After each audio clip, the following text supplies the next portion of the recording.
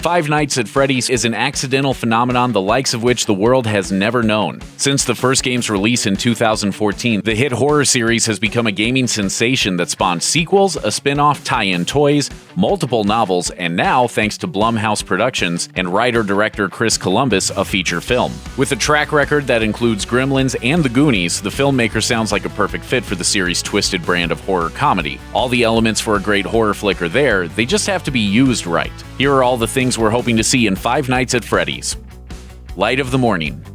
While the details are always different, each Five Nights at Freddy's game boils down to one goal: surviving the night. Whether it's a lonely late shift security guard or a terrified kid in their bedroom, each game's protagonist is stuck having to do everything they can to bat back the monsters hunting them. Their only salvation? 6 a.m.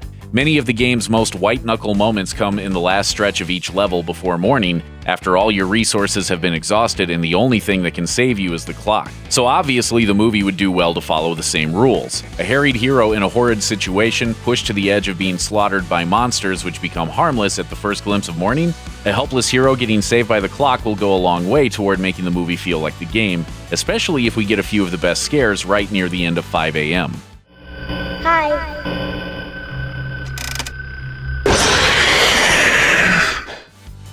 Hello, hello?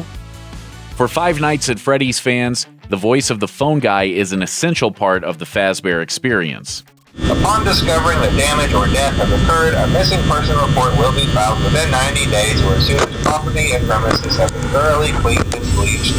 Cleverly blending exposition with instruction, the phone guy's messages set the tone for each night with chipper yet ominous warnings about the player's duties, creating a sense of isolation that shouldn't be discarded in the translation to film. These characters, if they happen to see you after hours, probably won't recognize you as a person. They'll most likely see you as a metal endoskeleton without its costume on. It's pretty much a no-brainer to include Phone Guy for spooling out the series' weird lore, and would also be a perfect fit for a cameo appearance from the game's developer and original Phone Guy voice, Scott Cawthon. Hearing a tired Cawthon on the other end of the line would be a nice nod to the man who laid the foundation for a phenomenon. So remember, these characters hold a special place in the hearts of children, and we need to show them a little respect, right? Okay. Foxy and Friends. It almost goes without saying that a Five Nights at Freddy's movie isn't going to work unless Freddy brings the whole crew. Inspired by the real-life arcade and animatronics pizza franchise Chuck E. Cheese's, the Five Nights at Freddy's series includes a whole extended family of animatronic entertainers, and the movie would do well to invite them all. Something jumping out of the dark and grabbing you can get old, so the series' animatronics all have different attributes. In the Chucky-esque creepy child category, there's Balloon Boy, and the wholesome yet homicidal Baby. For eerie, haunted circus ambiance, there's the dancing Ballora and the clownish Marionette. The fleet-footed Foxy and the unsettling toothy Chica are as menacing as any slasher villain. All of these characters bring a different scary skill set to the table, especially if they get the chance, a la Five Nights 4, to go into nightmare mode.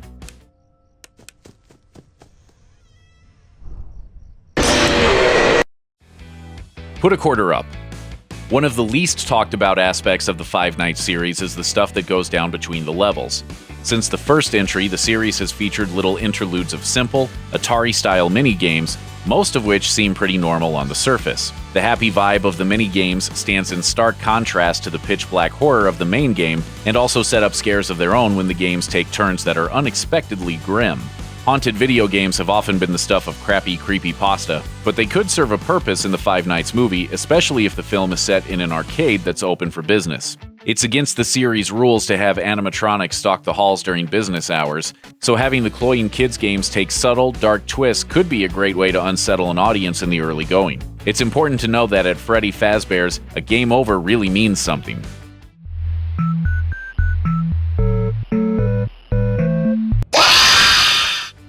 Home delivery. Five Nights at Freddy's 4 moved the action from a pizzeria to the bedroom of one of the franchise's little guests, making it, by far, the scariest entry in the series, with the monster designs going above and beyond the rest of the games in terms of sheer horror. While the red light, green light gameplay remained the same, the sense of violation the monsters caused went to a whole new level. It's bad enough to eviscerate kids at the arcade, but hunting them down in their bedrooms? That's just terrifying, and if it's done right, could make for the movie's most sinister scenes. It's Me. The biggest scares can come from the stuff you don't see coming. One of the game's more unpredictable elements is Golden Freddy, a variation on everyone's favorite killer bear that will occasionally appear with no regard to the rules. If the player doesn't shake him off in time, the game itself crashes and resets. The effect is truly unsettling. Kicked out of the game and left staring at your desktop, you may feel that the evil spirits are loose in your computer. The movie could emulate this by messing with the fourth wall. Taking a page out of the Exorcist book, the movie could assault the audience with subliminal imagery. Or, like in the sequel to Columbus's Gremlins, the monsters could just burn up the film print, breaking out of the movie's world to jump out of the screen.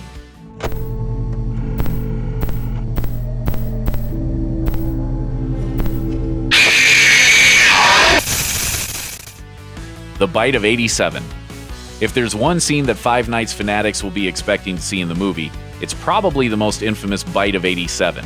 First referenced by the phone guy in the first game, this brutal animatronic attack quickly became a legendary focal point in Five Nights at Freddy's lore, serving as the moment Freddy Fazbear's went from a fun franchise to something much more evil.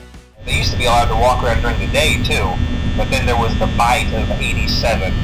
It's amazing that the human body can live without the frontal lobe. Fans of the series spent months speculating about the nature of the fateful bite before the fourth game finally showed it. Players who reached a certain mini-game were able to watch as a small child's head was crushed in a pair of animatronic jaws, the carnage being portrayed in old-school pixelated fashion. If the film brings this to life the right way, it'll both thrill fans and leave parents everywhere wondering how they ever thought these games were safe for kids. Thanks for watching. Click the looper icon to subscribe to our YouTube channel, plus check out all this cool stuff we know you'll love too.